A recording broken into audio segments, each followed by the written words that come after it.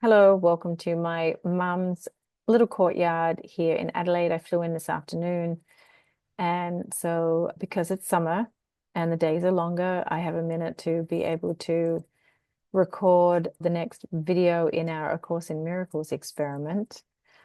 So for those of you who have watched the previous videos, I hope you're enjoying our exploration of the course and doing the lessons together. So let me go ahead and share my screen and to see where we're up to. We're going to go ahead and click on Read A Course in Miracles. Okay, so we begin with the text. We are now up to chapter 17 because in our experiment we're starting in the middle. Section 1. Chapter 17 is Forgiveness and the Holy Relationship. Section 1, Bringing Fantasy to Truth.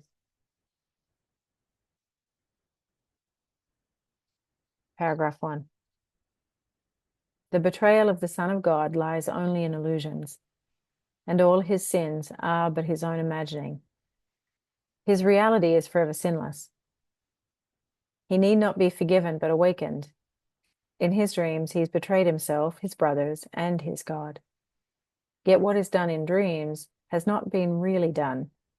It's impossible to convince the dreamer that this is so, for dreams are what they are because of their illusion of reality.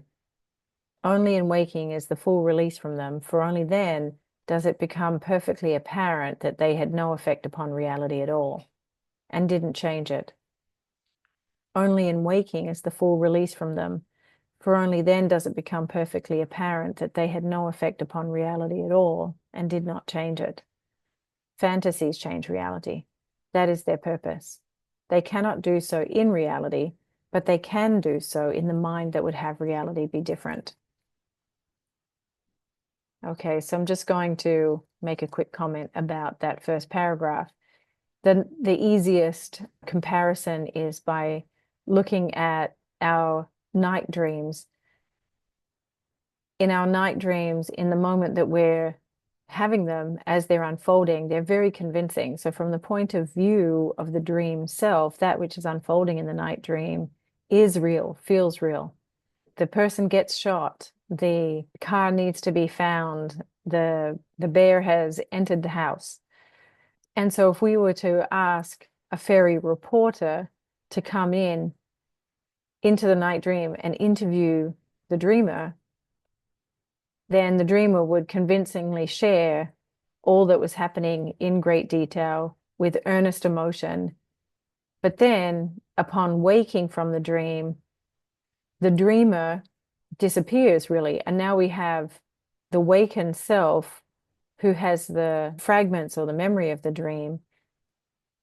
But now from that wakened perspective, we cannot now convince the wakened mind that what occurred in the night dream was real and true. The night dream had no impact on the waking life, except perhaps through some residual emotional residue.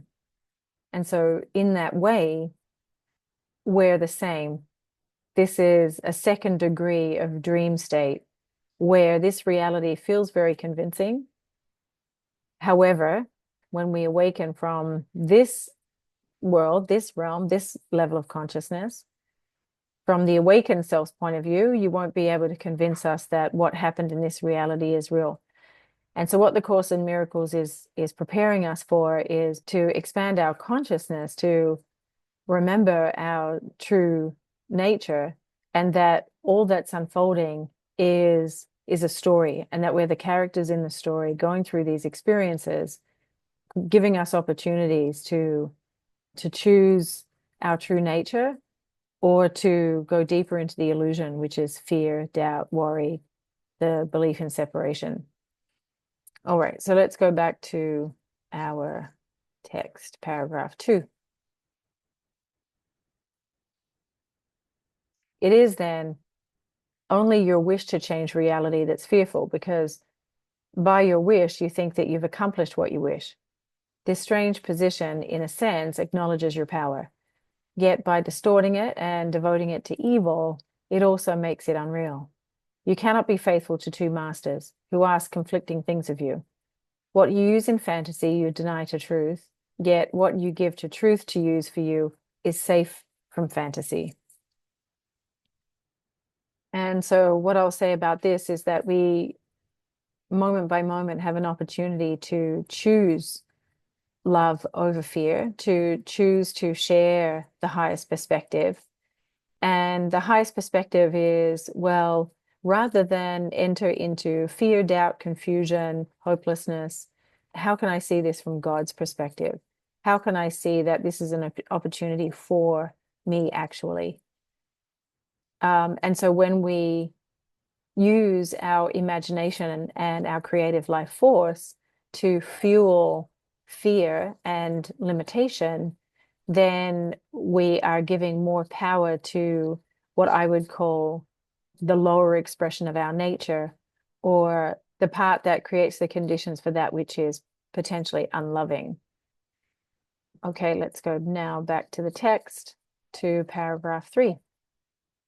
When you maintain that there must be an order of difficulty in miracles, all you mean is that there are some things that you would withhold from truth. You believe truth cannot deal with them only because you would keep them from truth. Very simply, your lack of faith in the power that heals all pain arises from your wish to retain some aspects of reality for fantasy. If you but realized what this must do to your appreciation of the whole, what you reserve for yourself, you take away from him who would release you. Unless you give it back, it's inevitable that your perspective on reality be warped and uncorrected. All I want to say here for this paragraph is, what would it feel like to be yourself and to surrender yourself to absolute faith? Faith that everything has a purpose, that everything is unfolding exactly as it should, that somehow everything that is occurring and everyone who's showing up playing their perfect part is communicating divine truth to us and giving us an opportunity to practice the golden rule, to move away from that eye for an eye mentality.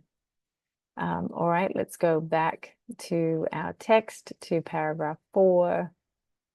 As long as you would have it so, so long will the illusion of an order of difficulty and miracles remain with you. For you have established this order in reality by giving some of it to one teacher and some to another. And so you will learn to deal with the part of the truth in one way and in another way to the other part. To fragment truth is to destroy it by rendering it meaningless. Orders of reality is a perspective without understanding, a frame of reference for reality to which it cannot really be compared at all. We'll go straight to paragraph 5. Think you that you can bring truth to fantasy and learn what truth means from the perspective of illusions? Truth has no meaning in illusion. The frame of reference for its meaning must be itself. When you try to bring truth to illusions, you're trying to make illusions real and keep them by justifying your belief in them. But to give illusions to truth is to enable truth to teach that the illusions are unreal and thus enable you to escape from them. Reserve not one idea aside from truth, or you establish orders of reality that must imprison you. There is no order in reality because everything there is true.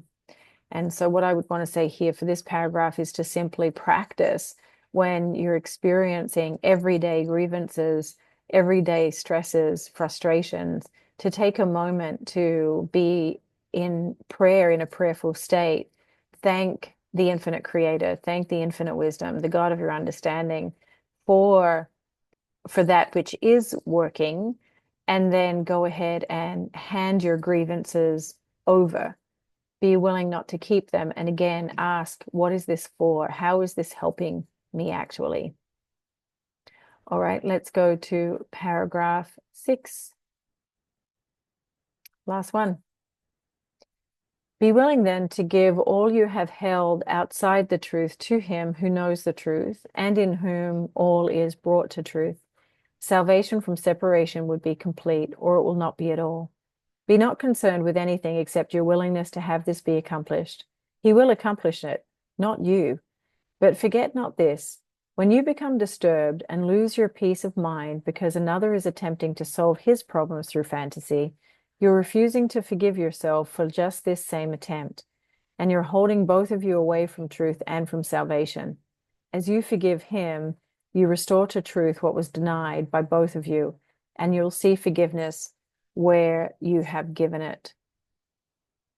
And so this is just a reminder that when we hold judgment of others, those judgments begin with us first, because we are the source of that judgment. And so again, just be willing to hand them over, to lay them at the feet of truth, to place them in the hands of truth. All right, so let's go now back to our next lesson, which is lesson 7.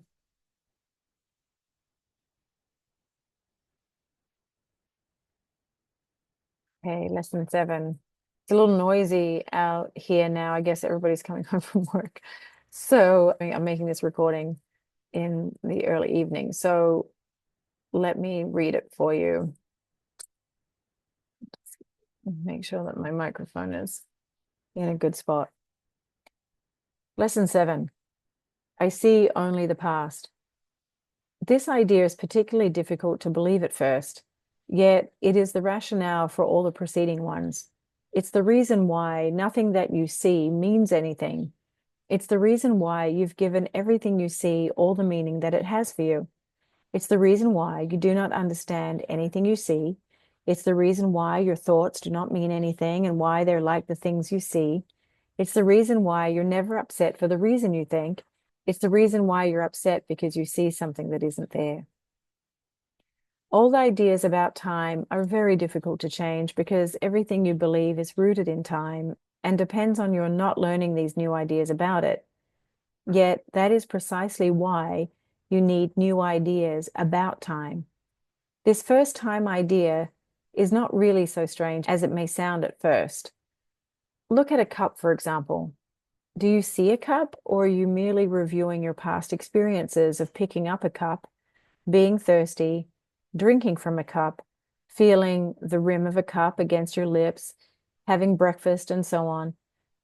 Are not your aesthetic reactions to the cup too based on past experiences? How else would you know whether or not this kind of cup will break if you drop it? What do you know about this cup except what you learned in the past? You would have no idea what the cup is except for your past learning. Do you then really see it? Look about you. This is equally true of whatever you look at.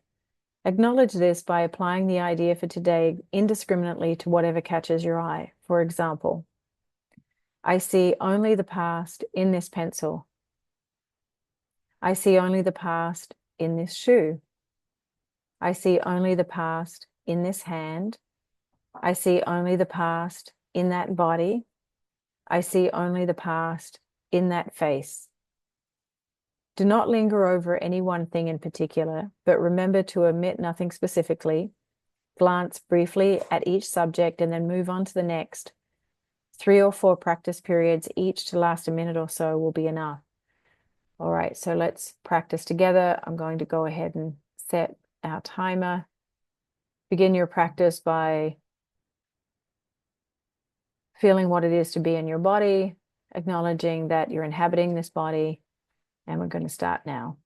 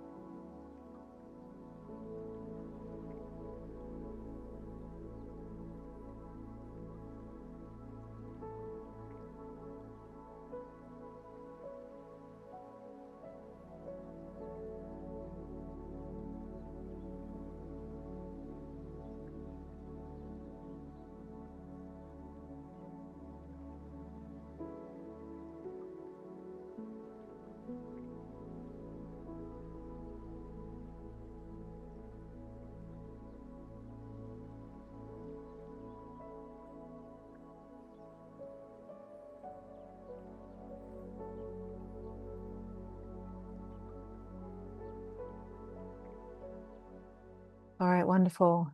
And so we're going to go back to our text to continue looking at the principles of miracles. There are 50 altogether. In the last video, we looked at 25. And so let's look at number 26. Miracles represent freedom from fear. atoning means undoing. The undoing of fear is an essential part of the atonement value of miracles. Okay, I think that's enough for us to digest for today. This video is going to be a short one. Just to remind you that if you would like to join the online classes, just take a look at the Alila Center calendar for the registration links. I have an upcoming meditation class on the 3rd Tuesday of the month, 7 p.m. Eastern Time. And I have the meditation and natural healing class on the 4th Monday of the month, Eastern Standard Time. All right, enjoy practicing this lesson for the day. Remember that with those practice periods, 3 to 4 times is enough for just a minute or so. I think the best way to organize it is to practice in the morning, the evening, and then 1 or 2 times in the afternoon. And perhaps around a meal, because perhaps the act of consuming a meal is also a way to help digest the information, to help unlearn all that we've learned, to open ourselves up to a new perception. And our goal is essentially to live a life that is in alignment with God's will, that is bringing us further into a love-centered life and moving us away from the illusions of fear, doubt, lack, limitation. All right, have a wonderful rest of your day, and I will see you next time.